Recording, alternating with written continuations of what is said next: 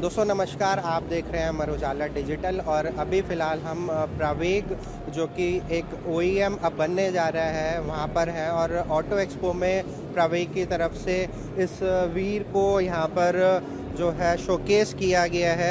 ये गाड़ी जो है बेसिकली कंपनी की तरफ से आर्मी के लिए, इंडियन आर्मी के लिए बनाई गई है। क्या कुछ इसकी खूबियाँ हैं, क्या इसके बैटरी की जो रेंज है और आर्मी को किस तरीके से जो है इस गाड़ी से फ़ायदा मिल सकता है, उसके बारे में हम यहाँ पर कंपनी के फाउंडर हैं मिस्टर धवल से हम यहाँ पर बात करते हैं। सर, सबसे पहले तो बहुत बहुत आपका स्वागत है हमारे अमर उजाला के। धन्यवाद, बहुत बहुत धन्यवाद। सर, अब पहले आप मुझे ये बताएं कि ये गाड़ी जो आर्मी के लिए आपने वीर बनाई है, तो अभी क्या कुछ इसके लिए आपने सोचा है, क्या माइंड में था, किस तरीके से आपने इसको डिज़ाइन किया और अब जो एक प्रोडक्ट बन के सामने आया है तो आर्मी के लिए किस तरीके से फ़ायदेमंद है? जी, आर्मी के लिए कुछ की रिक्वायरमेंट्स होती है। सबसे पहली तो जो भी गाड़ी है, जो भी अस्त्र हो, शस्त्र हो या वाहन हो, वो मजबूत होने चाहिए, भरोसेमंद होने चाहिए, लंबे चलने वाले होने चाहिए। तो रिलायबिलिटी एक बहुत इंपॉर्टेंट चीज़ होती है और आर्मी का जो यूजेज पैटर्न होता है वो सिविलियन यूजेज पैटर्न से काफ़ी आप कह सकते हैं मुश्किल होता है। ज़्यादा लोड्स पड़ते हैं, ज़्यादा स्ट्रेसेस पड़ते हैं पूरी गाड़ी के हर एक पुर्जे पे।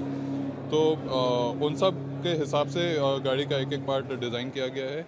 बाकी ओवरऑल दूसरा मेजर जो मुद्दा होता है while designing a product for army is capability. मतलब गाड़ी कोई भी टेम्परेचर हो, कोई भी तरह का रास्ता हो, रास्ता ना भी हो, पत्थर हो, रेत हो, कीचड़ हो, कोई भी टेरेन हो, वहाँ पर चलना चाहिए।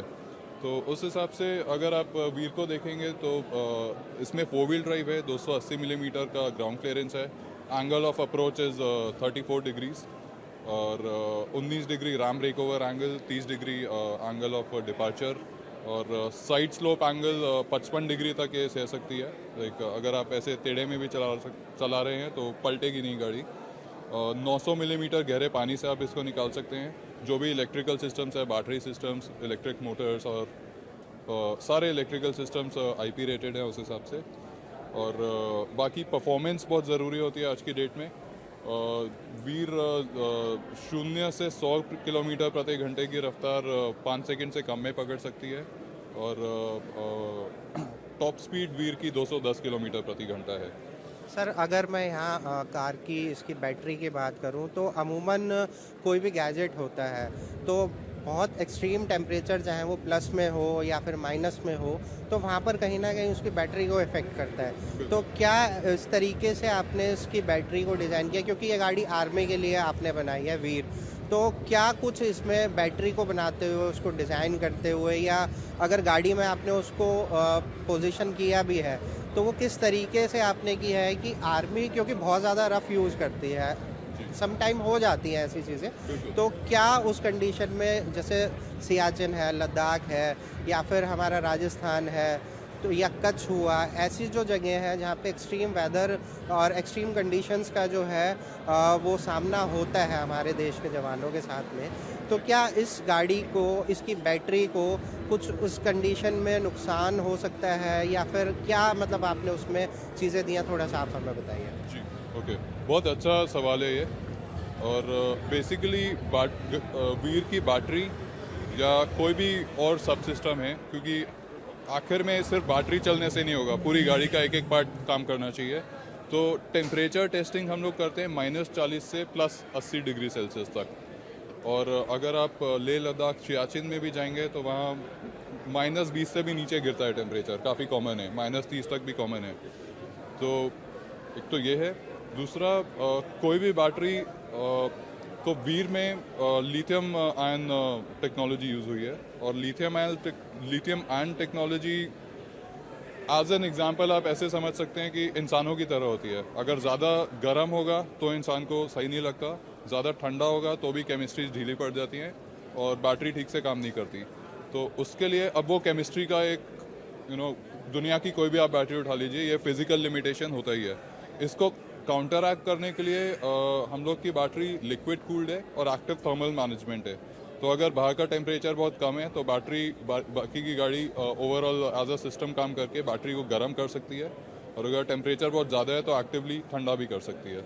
सर जैसे कि कई जो गाड़ियां अभी फ़िलहाल आईसी के साथ आती हैं, अगर मैं उनकी बात करूं तो उनकी तरफ से भी ये चीज़ आती है कि माइनस डिग्री में अगर टेम्परेचर है तो वो गाड़ी को स्टार्ट करने में एक कहीं ना कहीं परेशानी होती है। बिल्कुल। आप डीजल नॉर्मली अगर कार ले लें या कोई भी आप ऐसा व्हीकल ले लें तो उसके अंदर सबसे ज़्यादा परेशानी होती है। अब चूँकि ये इलेक्ट्रिक है और अगर आर्मी इसको अपने साथ शामिल करती है, अपना हम सफ़र बनाती है, तो उस कंडीशन में अगर गाड़ी को स्टार्ट करने में कोई परेशानी ना हो या इस तरीके की क्या कुछ मतलब आपने बैटरी के लिए अलग से कुछ इंतजामात किए हैं गाड़ी के अंदर या कुछ आप बताएं।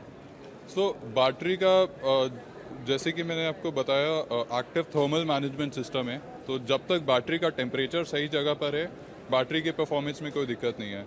आप उसे जैसे ही ऑन करेंगे इमीडिएटली वो ऑन हो जाएगी और आपको बाकी के सब सिस्टम्स को जो इलेक्ट्रिसिटी चाहिए वो सप्लाई चालू हो जाएगी।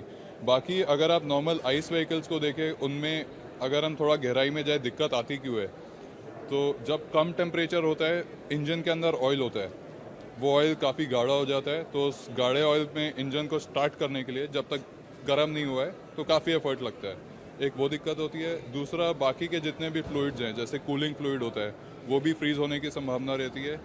डीजल हो तो डीजल भी एक स्पेसिफिक टेम्परेचर के बाद काफ़ी गाढ़ा होना शुरू हो जाता है और जम भी सकता है। तो अब जब आप इलेक्ट्रिक में आते हैं, इलेक्ट्रिक में बैटरी का तो मैंने आपको बता ही दिया, बाकी जो ड्राइव मोटर्स हैं उसमें सिर्फ इलेक्ट्रिसिटी फ्लो हो रही है तारों के थ्रू। और इन जनरल जब टेम्परेचर कम होता है, कोई भी मेटल अगर आप लेंगे कम टेम्परेचर में एक्चुअली उसकी कंडक्टिविटी और एफिशिएंसी इम्प्रूव हो जाती है। तो बेसिकली कम टेम्परेचर पे परफॉर्मेंस और स्टार्ट करने की कैपेबिलिटी पे कोई फ़र्क नहीं पड़ता। सर इसकी अगर मैं रेंज की बात करूं कि आर्मी के लिए सबसे ज़्यादा एक ज़रूरी हिस्सा वो भी होता है कि अगर कोई गाड़ी वो यूज़ कर रहे हैं तो वो मैक्सिमम कितना किलोमीटर तक जा सकती है, तो उसके बारे में थोड़ा आप बताएं। जी, तो वीर की रेंज रियल वर्ल्ड कंडीशन में 500 किलोमीटर के ऊपर हम लोग गारंटी करते हैं, और बेस्ड ऑन टेस्ट, और ये ARAI फिगर नहीं बोल रहा जो एक आइडियल टेस्ट सिनेरियो में होता है। दूसरा, 500 किलोमीटर की रेंज जहाँ तक मैं समझता हूँ, अगर आप बाकी इक्विपमेंट देखते हैं मिलिट्री का, जैसे कि अगर हम एक T-72 टैंक की बात करें या अर्जुन टैंक की बात करें, इनका फ्यूल कंजम्पशन काफ़ी होता है इन गाड़ियों का, और इनमें करीब 2 से 3,000 litre diesel on an average store होता है। उसके बाद भी इनकी रेंज होती है 400 से 500 किलोमीटर, मोस्टली इससे भी कम ही होती है।